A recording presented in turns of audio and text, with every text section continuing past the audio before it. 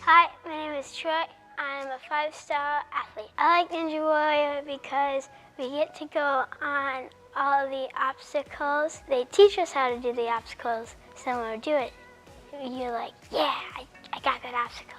My favorite obstacle to go on, I think, is the laches, because I just get to like fly around on it. The coaches make it fun because they teach you how to do the obstacle. Troy has always wanted to be the next American Ninja Warrior. So when he had an opportunity to come here and do Ninja Warrior training, I saw him actually come into something that he loved doing. 5-Star Ninja has really given Troy an opportunity to grow, both physically and mentally. So I think that growth mindset in Ninja Warrior has actually been happening for a long time, even though we haven't necessarily put a name on it here at 5-Star Ninja. I would see that growth mindset in just the way that athletes would talk about themselves and their training, and also encouraging each other. So when it comes to confidence level, I think Troy, sometimes he gets into these moments where if he can't do something right away, he gets discouraged. But what I've seen through Ninja Warrior is that he is more persistent on trying things and sticking with things.